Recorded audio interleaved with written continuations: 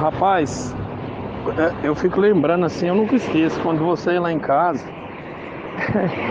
e uma vez eu tava malhando, aí você falou, bora revezar aí junto, tu tava com ternozão, um calor, um calor, e bora revezar aí, irmão. Aí você pegou o peso assim, eu me acabando pra pegar o peso lá, e você pegando assim um supino rapidão, e aí você falando da palavra de Deus, né? E eu ali, a semente sendo plantada e o diabo querendo já tirar, sabe? Eu assim, o sentimento que eu tinha de falar, rapaz, que cara insistente, que cara chato, velho.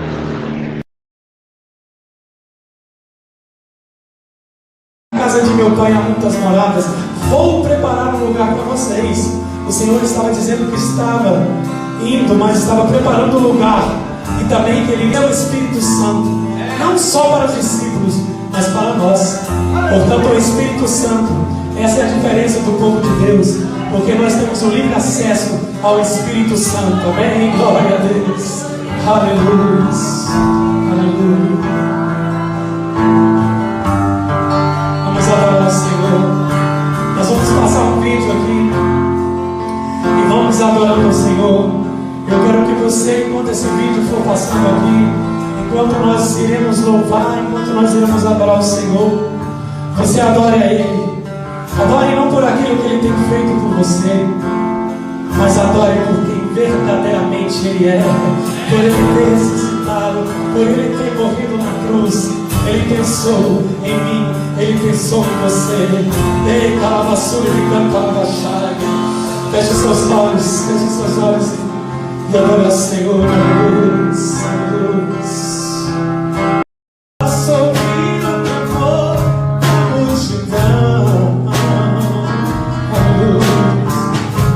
Jesus é o olhar aquele céu azul.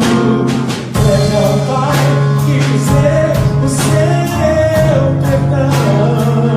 Ele canta amor, Ele canta amor. Ele canta a solidão, amor. Ele ama a alma sai, Ele carregou. Aleluia, glória.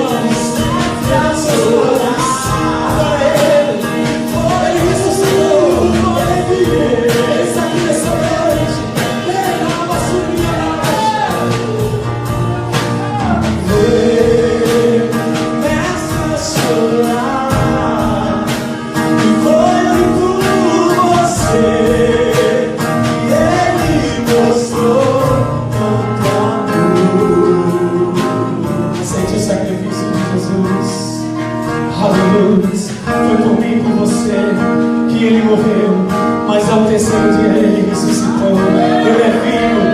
Aleluia. Você pode aplaudir o Senhor nessa noite e dizer glória, glória, glória, glória, glória.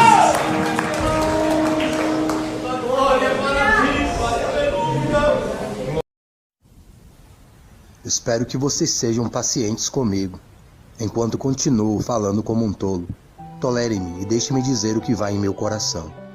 Tenho uma profunda preocupação por vocês, igual àquela que o próprio Deus tem. Preocupação de que o amor de vocês seja somente por Cristo, tal como uma moça pura reserva o seu amor para um homem apenas, aquele que será seu marido. 2 Coríntios, capítulo 11, versículo 1 e 2. E boa meditação das coisas de Dog e, sobretudo, das coisas do alto. Falou com Deus, tudo de bom.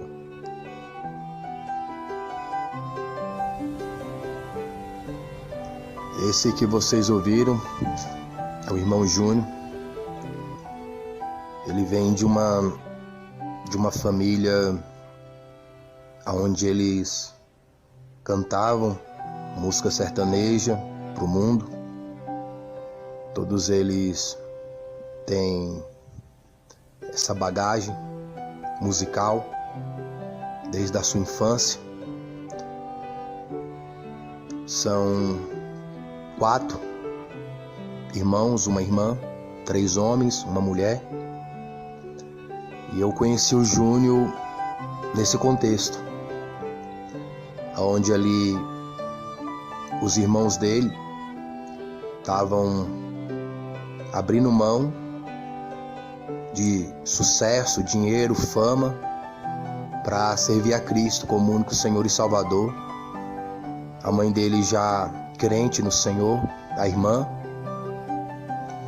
O pai também, mas não como a mãe e a irmã, depois sim. E o Júnior foi, entre aspas, nesse contexto, o último a tomar sua decisão de estar em Cristo como único Senhor e Salvador de sua alma. Principalmente numa época de flores, porque eles começaram a fazer sucesso, eles cantavam em dupla, em trio, fazendo parceria uns com os outros, e eles começaram a fazer shows na época, gravar CD, entrevistas, convites para programa de televisão, de rádio.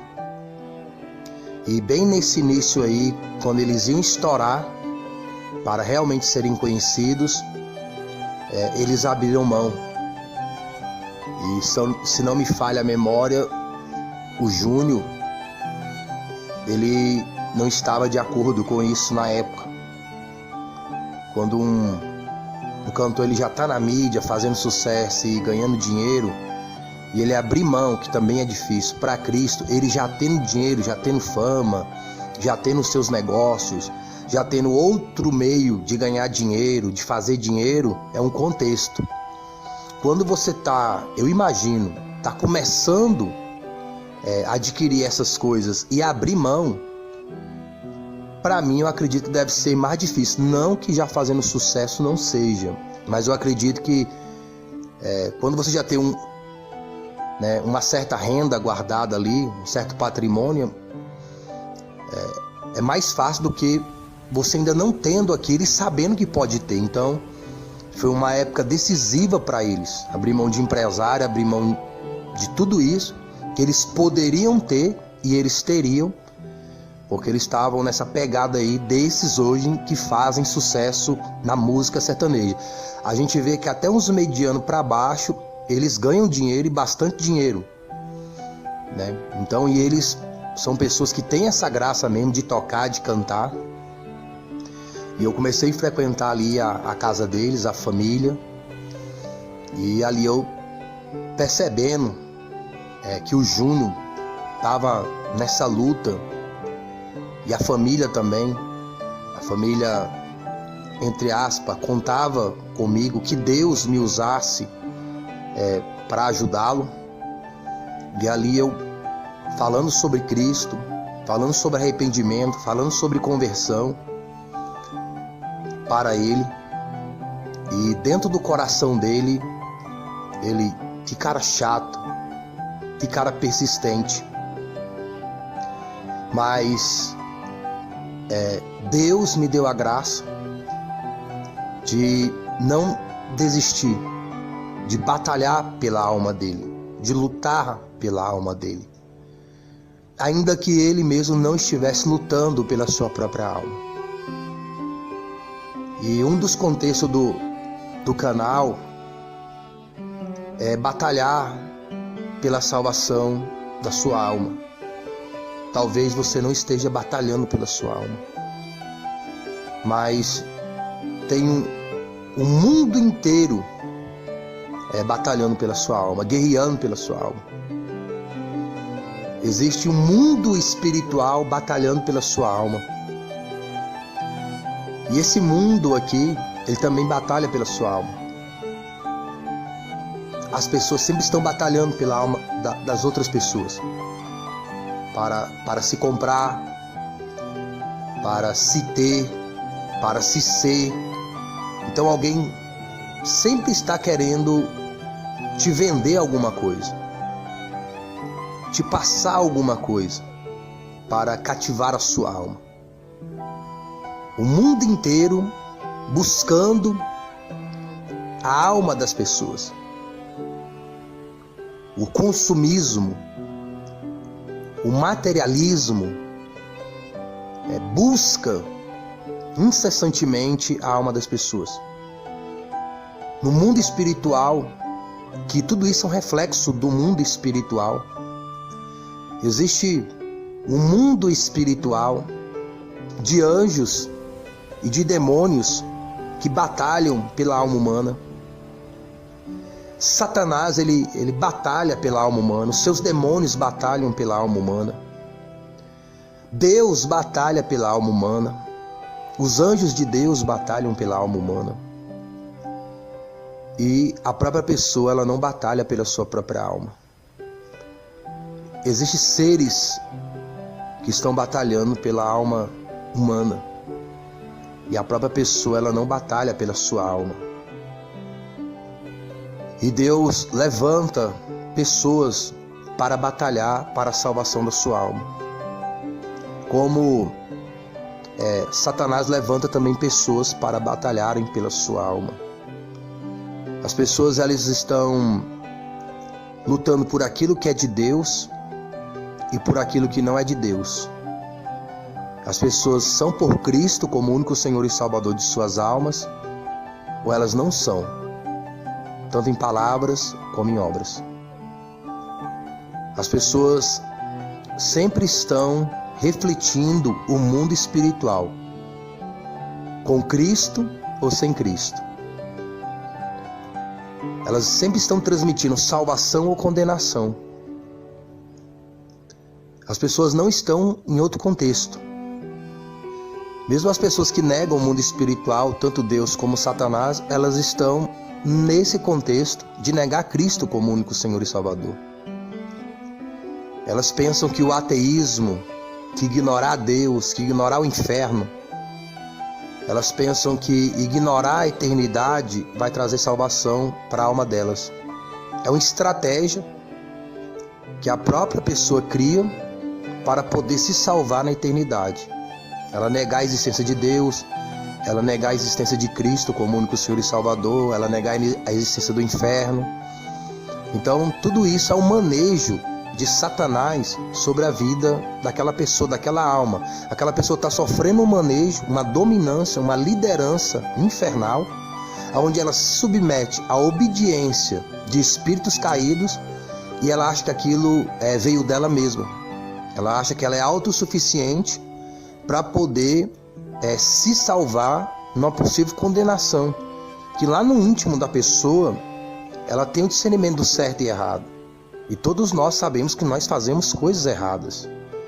Então a pessoa, para se auto-justificar, ela cria estratégias inspiradas pelos demônios, pelo mundo, aonde ela não vai ser condenada. Então ela acredita que se ela negar Cristo como único Senhor e Salvador, se ela negar a existência de Deus, se ela confiar numa religião, porque as religiões também, elas estão buscando a alma das pessoas. As religiões, elas estão buscando cativar as almas para os seus negócios, para as suas prosperidades, para suas glórias e honra e louvores de multidões. Não é para a salvação da alma. Existem pregadores, ensinadores, que eles estão buscando a alma das pessoas, mas não para Deus, não para Cristo, mas para elas mesmas, para suas igrejas, para suas denominações. E tem pessoas que também usam estratégias para poderem se justificarem dos seus pecados, como se elas fossem de tal religião, de tal pastor, de tal ministério, como se elas gostassem de tal pregador e aquilo fosse garantir a salvação da alma delas, o perdão dos seus pecados. E o único que pode garantir perdão e justificação é Cristo. Deus, ele não enviou anjo, Deus não enviou querubim, serafim, arcanjo para batalhar para a salvação do preço pago da salvação humana. Ele mandou o próprio filho dele. Deus, ele mandou o melhor guerreiro. Deus mandou o melhor lutador. Deus mandou o melhor que ele tem de si mesmo, que é o seu próprio filho, na sua própria imagem. Toda riqueza, todo entendimento de Deus está em Cristo, homem. Está no Senhor Jesus Cristo. Toda sabedoria, toda ciência, todo conselho, toda fortaleza, todo conhecimento, todo temor espiritual está em Cristo, como o único Senhor e Salvador da alma. O tesouro de Deus não é as ruas de ouro que tem no paraíso. A riqueza de Deus não é o diamante, não é o ouro que Ele colocou aqui na terra. A riqueza de Deus é o seu Filho. Eu acredito que quem é pai, quem é mãe, pode entender esse contexto melhor do que eu, do que aqueles que não têm filho, daqueles que não cuidam de alguém. Porque tem gente que não tem filho, mas cuidam de crianças, de pessoas como se fossem filhos. Tem pessoas que adotam crianças, tem pessoas que trabalham em instituições com crianças. E todo recurso que elas buscam conseguir, ou que elas conseguem, é para aquelas crianças. Todo recurso que o pai, a mãe luta e guerreia é para os seus filhos. Então, os tesouros que eles buscam é para os seus próprios filhos.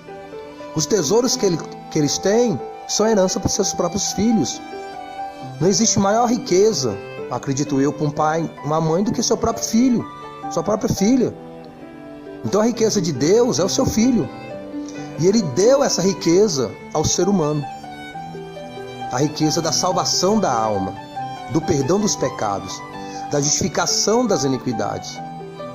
Se você rejeitar aqui, não for grato aqui às bênçãos materiais, Deus já se entristece quando também não se ira, de não dar valor. Ninguém gosta de uma pessoa ingrata. Ninguém gosta de ajudar alguém, de fazer algo por alguém e não receber o mínimo gratidão. E tem gente que ainda paga com a ingratidão. Tem um ditado popular: cuspir no prato que come. Então, além da pessoa não te agradecer, a pessoa ainda sai falando mal de você. Então, qual ser humano, um ateu, que ajuda uma pessoa, se faz um bem a alguém, em qualquer contexto de realidade, tudo bem que a pessoa não te agradeceu, mas a pessoa ainda sair falando mal de você, a pessoa já não agradeceu o que deveria ter agradecido, ainda está te criticando. Então, quando as pessoas rejeitam Cristo como único Senhor e Salvador, é isso que elas estão fazendo. A partir do momento que a pessoa toma a decisão de viver sem Cristo como único Senhor e Salvador, elas estão falando que elas não querem Deus na vida delas. E a partir daquele momento, ela vai tendo atitudes e pensamentos contrários a Deus. É como se estivesse criticando a Deus. Então, quando a pessoa escolhe outros intercessores, escolhe outro meio de salvação para sua alma, que ainda que seja o ateísmo, ou uma religião, ou uma filosofia, ou um ídolo, e etc., é a mesma coisa dela estar criticando Deus. Ela não está agradecendo a Deus por Cristo como único Senhor e Salvador, mas ainda está o criticando através da sua vida de pecado e iniquidade, sem desejo, vontade de abandonar aquilo. Então, é mais do que ser ingrato. É muito mais do que ser ingrato. Então, se a pessoa não tem gratidão a Deus pelo pão nosso de cada dia, pela saúde de cada dia, porque até o ateu, próspero, rico, materialmente, tudo que ele conquistou, ele fala que foi ele, mas o que ele fala que é dele, foi Deus que deu, a inteligência, a saúde e etc. Então a pessoa não tem agradecimento pelas coisas da terra. Como é que vai ter agradecimento pelas coisas do céu? E se você não tem agradecimento pelas coisas do céu, pelo Filho de Deus, você não tem a salvação da sua alma. Você não tem o perdão de Deus. Você não tem a justificação de Deus. E a gratidão a Deus, em Cristo como único Senhor e Salvador, envolve arrependimento. Porque quando você é grato a uma pessoa, você quer retribuir aquele favor. Você fica esperando uma oportunidade de retribuir o favor, de ser útil àquela pessoa também, tanto quanto ela foi para você ou quanto ainda ela é. E a única maneira, entre aspas, de nós sermos úteis a Deus e demonstrar a nossa gratidão a Ele, por Ele ter enviado Cristo para batalhar, guerrear para a salvação da nossa alma, é nós vivemos uma vida que o agrade. E a vida que agrada a Deus é o arrependimento, é a conversão dos pecados e iniquidades, na confiança de Cristo como único Senhor e Salvador da própria alma. É o que agrada a Deus. O que agrada a Deus é a gratidão. A gratidão agrada qualquer pessoa. A gratidão agrada até um ateu. A gratidão é algo espiritual. E eu fico agradecido a Deus e contente, porque o Júnior não é um adorador só de lábios. O Júnior, ele é um adorador de coração, uma adoração espiritual e verdadeira, porque a palavra que eu trouxe ao Júnior e a palavra que eu trago no canal e alguns contextos de manejo não é a minha palavra, mas é a palavra de Deus. É o Verbo que se fez carne e habitou no meio de nós, e vemos a imagem de Deus no seu santo Filho, Senhor Jesus Cristo. E todos aqueles que querem ser gratos a Deus precisam viver arrependidos e convertidos dos seus pecados. Porque não basta adorar a Deus de lábios e o coração está longe dele. Não basta simplesmente agradecer a Deus de palavras, mas de ações. E o verdadeiro evangelho na vida de um crente é aquele que reflete o perdão, a misericórdia de Deus, reflete a salvação de Deus, e a sua vida ela é inspirada a levar outros a serem salvos, não por causa de glória, honra e louvores humanos, como tem na mídia gospel, na religião, em supostos pregadores e profetas que estão buscando, através do evangelho, ter glória e honra e louvores humanos. Mas um evangelho que realmente traga louvor e honra e glória a Cristo como único Senhor e Salvador de suas próprias almas, transmitindo esse evangelho com fervor, com sinceridade e com verdade. Fique com Deus, boa meditação das coisas de Dog e, sobretudo, das coisas do alto. Ô irmão Wesley, rapaz, eu fico lembrando assim, eu nunca esqueço, quando você ia lá em casa, uma vez eu tava malhando, aí você falou, bora revezar aí junto, tu tava com ternozão, um calor, e bora revezar aí, irmão. Aí você pegou o peso assim, eu me acabando pra pegar o peso lá, e você pegando assim um supino rapidão, e aí você falando da palavra de Deus, né? E eu ali, a semente sendo plantada e o diabo querendo já tirar, sabe? Eu assim, o sentimento que eu tinha de falar, rapaz, que cara insistente, que cara chato, velho. De 2 anos pra cá, Wesley, que eu vim entender 100% o meu chamado, mas é porque Deus estava me preparando. Assim como Deus preparou Jesus 33 anos, Jesus ele nos prepara. Deus ele nos prepara para uma grande obra, para exercer o propósito e o chamado que Deus tem para nós. Então, o que Deus colocou no meu coração foi 200 almas para Jesus. E sabe, assim, as pessoas estão sedentas e vindo atrás da gente para que a gente venha falar de Cristo, sabe? Do amor de Cristo, do amor de Deus. Então, assim, o amor de Deus e o Evangelho, ele confronta demais. Porque hoje as pessoas, o mundo jaz no maligno e as pessoas estão muito dispersas, né? Para o seu Criador, para se voltar para o seu Criador, para se voltar para o seu propósito e principalmente para entender de que existe uma vida após essa vida aqui e que quem vencer são aqueles que estiverem em Cristo, né?